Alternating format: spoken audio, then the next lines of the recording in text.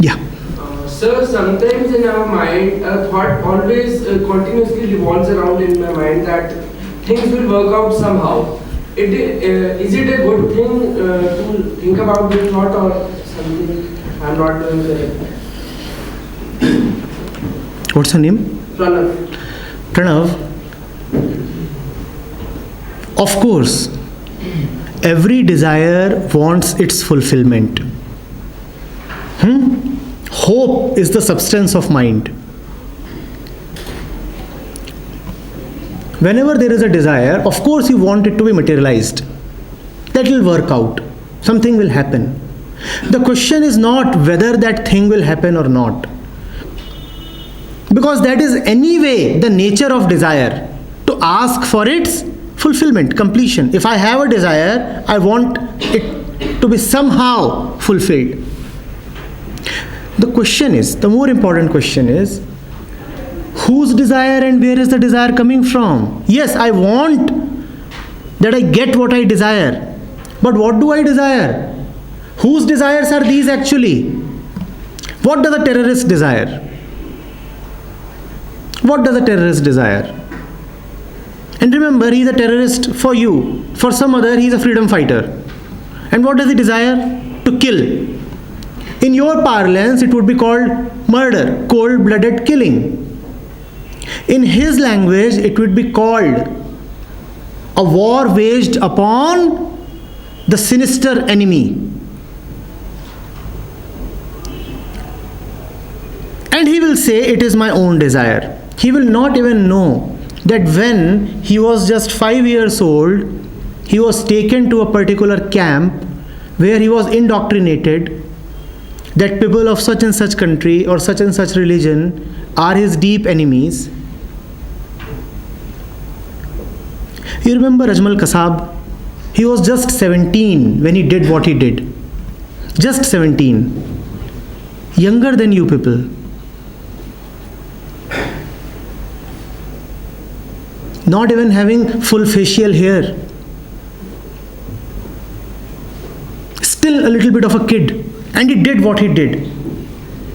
And when people were interrogating him, he said, I did just the right thing. This was my deepest desire, to bring havoc upon the enemy. Now, does he know what is meant by enemy? Does he know why at all is he killing? Does he know anything? Does he know the source of his desire? Does he know that it is not at all his desire? It is coming from somewhere else? Of course, once the desire is there, you want to complete it. He also completed it somehow. He took a risky mission, came here, fought, killed, and then was hanged. Do we know why we desire such and such things? Do we know? Once we start desiring, then of course we want that. But do we know why we desire? Did Kasab know? Do you know? Does the man on the street know? Do the great presidents and prime ministers know? Do we know? But there are some people who are cunning enough to know that nobody knows, and they exploit this fact. The man who sets up all these hoardings in front of your university gate, he knows that we are so ignorant about desire. So he'll put up something on the billboards, and he knows you would be swayed away. The man who consistently keeps showing you advertisements on TV and other media, he knows that desire can be provoked. Even the man selling, the common man selling the street food, he too knows that desire can be provoked. So when you pass by near his thela, he makes a few sounds on his utensils.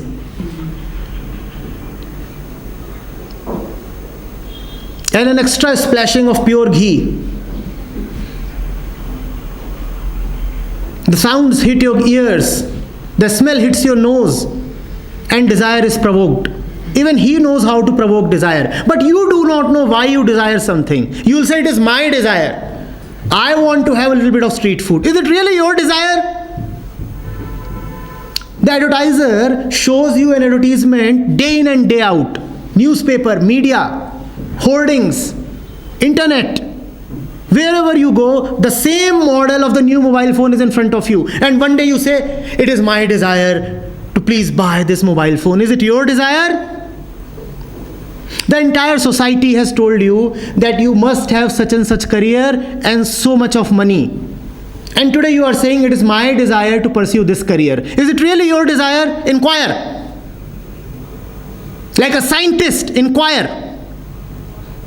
Is it really my desire? Where is it coming from?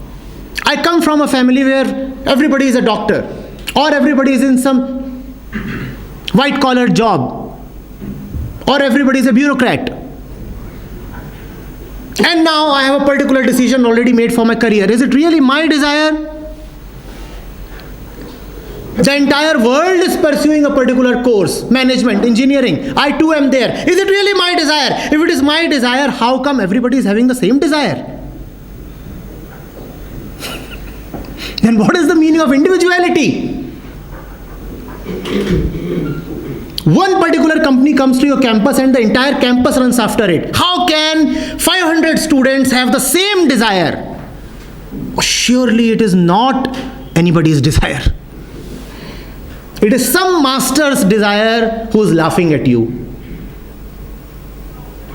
who has enslaved all our minds. We do not even know who that master is.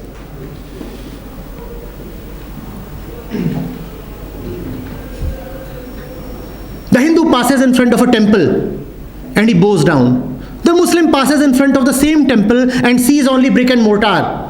There is nothing worth worshipping. And the Hindu says, it is my desire to bow down. Is it really his desire? Really his desire? Or is it the Hindu's desire? Is it the individual's desire or the Hindu's desire? Who made him a Hindu? Does he know that? He does not know that. India and Australia play a cricket match and you have a great desire that India wins. Please, is it your desire? Is it your desire? And the Australian has a great desire that Australia wins. Whom are we fooling? Where are our desires coming from? Do we even know? Before we claim our individuality. And remember, individuality is not to have all these desires. That's a different thing altogether. It's an entirely different matter. Individuality is not about meri marzi. This is what I want to do. That does not make you an individual. But again, you are living in a system where your desires are greatly respected. There is democracy. And you vote for the candidate that you desire. And it is respected. So you think your desire is something important. There is nothing important in your desire. Because all desire is conditioned. But the society keeps telling you, tell us, sir, what do you want? You go to a restaurant and he says, yes, sir, what do you want? You go to a polling booth and there they ask you, yes, which candidate do you want? You are being fooled. It's a very limited menu they are showing you. Even when they are asking you what do you want, implicitly what they are telling you is, you can want anything provided it is within this menu. When Henry Ford started making his cars, there was a particular model of the car called Model T, which was greatly in demand. It was so much in demand that his production capacity could not keep pace with the demand. His paint shop was inadequate. So he said, I'll have just one color for all my cars, black. And when his customers would come to him and inquire what are the choices in colors, he would say, you can have any color as long as it is black. That's the kind of choice you are living in. And the customer said, yes, see, my desire is being respected.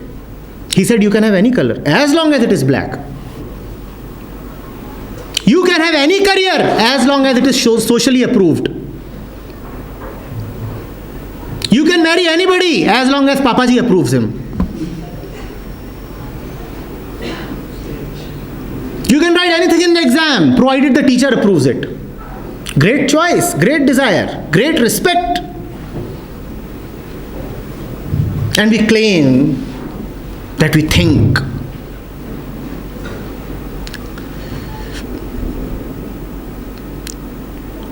The intelligent mind, before pursuing the desire, first pauses and looks carefully at the desire. What is the entire process of desiring? What stimulates desire? Where is desire located? That's what it does. Are you getting it? Yes? All right. So you said that, I want to ask you, it is our very own desires which makes us individuals. Or if some condition is imposed upon, won't we be the sheep that will be following the herd? Yes, very good. Wonderful. What's your name? Shobhit. Shobhit. Shobhit has raised the metaphor of sheep. Let me tell you, Shobhit, a story regarding sheep. It's an interesting story. Good fun. There was a fellow who had a lot of sheep. Lot of sheep. And he would occasionally slaughter the sheep so that he could have the meat. But sheep would see that our sister sheep are being killed. So sometimes they would escape. And since there were a large number of sheep, and they were always trying to run away, so it was difficult. One or the other sheep would always be missing. The sheep didn't want to be killed. So what did their master do? He went to the sheep and he told the sheep, you are not sheep at all, you are individuals.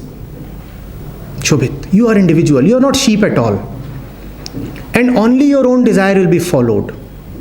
You are not sheep, you are human beings and you have your own desires. And the sheep were convinced. Now the sheep are fully convinced that they are not sheep at all. So while one sheep would be slaughtered, the other would laugh. They say, oh, that one was a sheep, so that is the reason why she is being killed. I am not a sheep, I will never be killed. Now the sheep are willingly presenting themselves to be killed, believing that they are not sheep. There are two ways in which you are made a sheep, Shobhit. One is when somebody explicitly conditions you. You are being explicitly conditioned and you know that I am being conditioned. That is a very less dangerous form of conditioning because you know that you are being conditioned. So sometime, quickly, you would get rid of the conditioning. That conditioning is not very dangerous. The more dangerous kind of conditioning, Shobhit, is when the conditioning gets so deep into you that you start thinking that this is my own desire and this is not conditioning, this is my individuality. Individuality does not lead to any desire. All desires come out of conditioning, and it is a highly dangerous thing when you start thinking of conditioning as individuality. There are two ways to control somebody. One, you sit there and I control you with a remote control here. And you know that you are a slave. Now you will be very restless then. You will want to become free, right? Because you know that you are a slave. You can see the remote control in my hand. There is another way of making you a slave.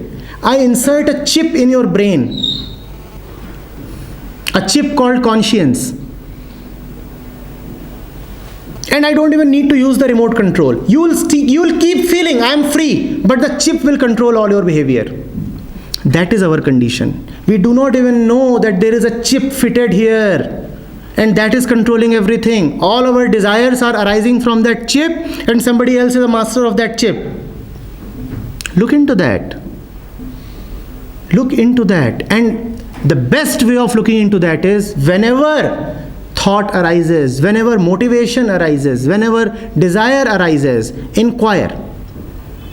Look into it as you look into a problem of mathematics. Deeply, objectively, without bias, honestly, and the fact will become open. The fact will become very, very open.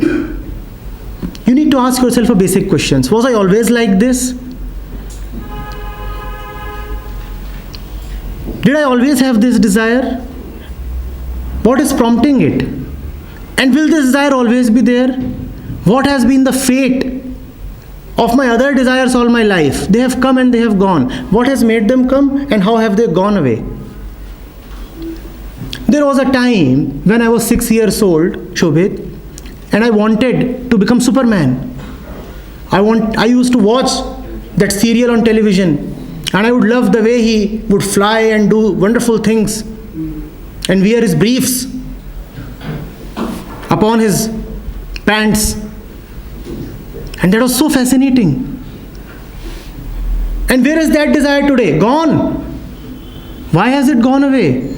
Whose desire was that? If it was really my desire, how can it disappear? As soon as the TV went away, the desire also went away. I am walking and she is in front of me and I am watching her. And till the point she is in front of me, there is nothing except her in my mind. 1 hour later, she is gone and I find myself busy in other things. Was it really my desire? Was it really my desire? Gone the moment, gone the desire. I wanted to be a Barbie doll. Where is that Barbie doll today? And believe me, if you live long enough, you'll have 100 other things to chase. Where are those chases today? And from where will they come into your life? I'm talking of freedom because I believe I have young people in front of me. And every young man and woman lives a free life, must live a free life. That's why I'm talking of freedom to you. And that is the first freedom, freedom from conditioning. Yeah?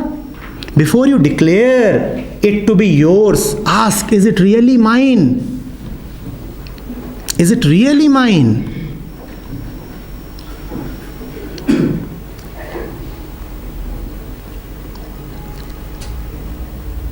Yeah. So how will we come to know that really this is our desire, or means it has been, There is no great process involved there. You keep looking at it and the thing becomes clear. There is nothing special involved in it. You need not worry about the process. Just inquiring is sufficient. There is nothing more to it. How will we come to know? Nothing. How are you listening to me? How are you listening to me? Shobhit, how are you listening to me? By just listening.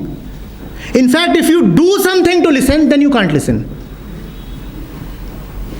How are you looking at me? By doing some kind of gymnastics? By pulling your legs over your forehead? You are simply looking. And that's sufficient. There is no how involved. There is no method or technique involved. It is simple and direct. You look at it and you know the reality. Just be honest. Just be honest in your looking. Yeah?